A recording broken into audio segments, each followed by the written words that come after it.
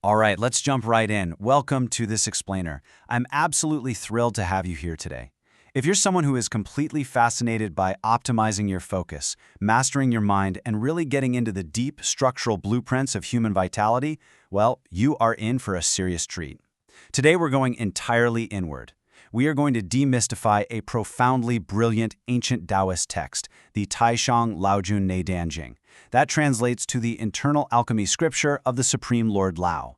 We're going to take its ancient, kind of cryptic secrets and break them down into a clear, structured system of mind-body mastery. No cheap magic tricks, no impossible riddles to solve, just a beautifully logical, fascinating framework for internal alchemy. Okay, let's dive into this core socio-political metaphor, because right out of the gate, the text hits us with something incredible. The body is a country, the mind is its king. You see, the ancient sages weren't out there looking for some external magic potion to achieve longevity. They deeply understood that the ultimate promise of vitality comes entirely from within. You are the ruler of this vast, complex internal kingdom. If the king, meaning your mind, is erratic and all over the place, well, the kingdom falls apart. But if the king is just, focused, and steady, the kingdom absolutely thrives. Every single thing we're about to explore builds exactly on this one foundational truth. Section 1. The Paths of Alchemy, Mapping the Blueprint. Now, to actually govern this internal kingdom, the ancient text lays out a highly specific blueprint. It establishes this fascinating hierarchy, outlining 3 paths of the Tao and 3 corresponding guards, basically methods of protection. The lower path, that deals with external alchemy, metals, stones, and quote-unquote strengthening the military to fight off disease. Then you have the middle path, which uses internal visualization, the divine water, to essentially enrich the state and pacify the people inside your body. But the upper path, that is the ultimate goal. It's all about the golden liquid and embracing the one. It transcends fighting or managing entirely. It's about pure, unified alignment. The text plainly tells us that if you can grasp just one of these truths, your life's work is complete. True mastery requires aligning these internal elements to actually achieve longevity. Moving on to Section 2. Body as a Kingdom, the Internal Citizens. So, we've established that the mind is the king. But let's shift gears to understand exactly who the king is ruling over on a daily basis. According to the text, your essence and your qi are the literal citizens of your body. Really think about that for a second. Just as a physical nation relies on having a stable, content population, your physical health relies entirely on the stability of your vital energy. The text explains that if the citizens are at peace, the country becomes strong and robust. But if those citizens scatter, say your energy gets completely depleted or frantic, the country collapses. So if the mind is upright, the citizens thrive. But a chaotic mind directly scatters this vital energy and leads straight to ruin.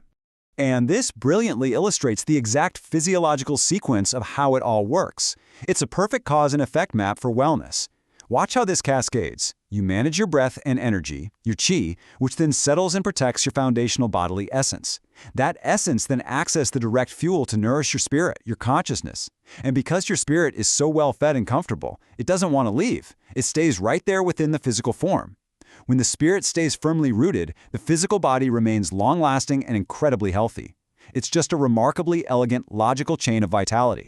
Section 3. The Power of Stillness, Ruling the Kingdom. Right, so how do you actually kickstart that chain reaction? What are the practical, meditative steps to become the ruler of this internal kingdom?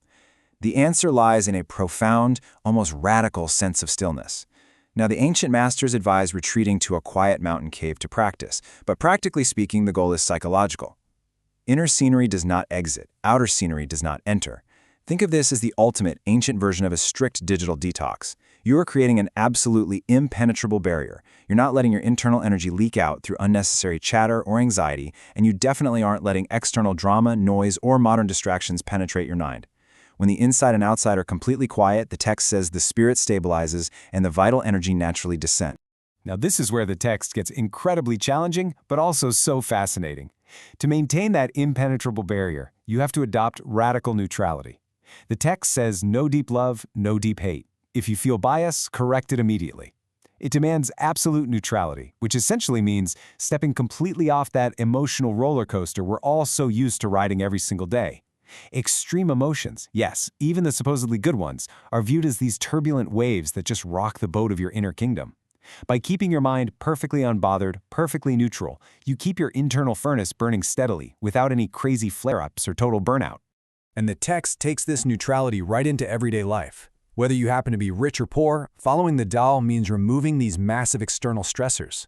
Stop stressing over your clothes, your meals, your cravings. Completely abandon that exhausting rat race for fame and profit, and detach entirely from what others think of you. Concepts like glory and disgrace, they mean absolutely nothing here. By dropping these heavy weights, you achieve a perfectly unmoving mind. Let's move to and see how this builds in Section 4, the 9-year transformation, the biological upgrade. Okay, here is where the ancient philosophy turns into literal physical results. If you can maintain that intense stillness, the text promises a fascinating timeline of physical transformation.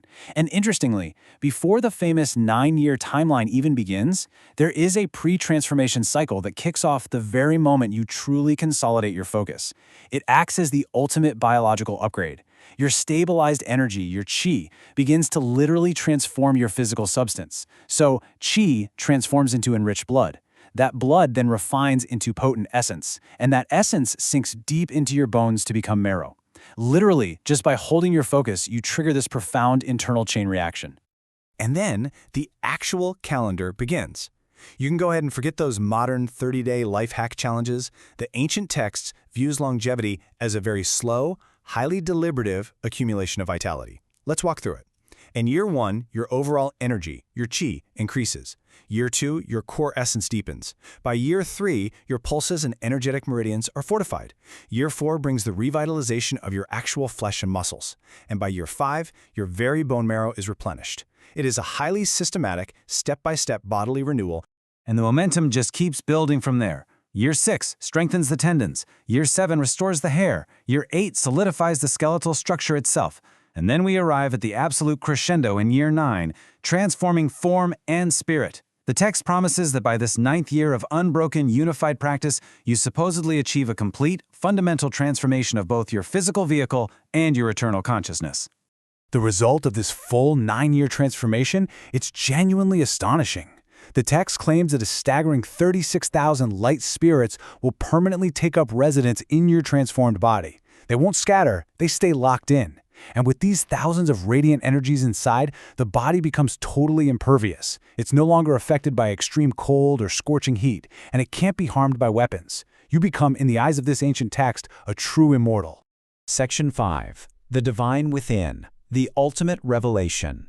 We've reached the final philosophical climax of the text, where the very literal physical practice of alchemy meets a truly profound psychological revelation. So, the crucial point is understanding exactly how you fit into the universe.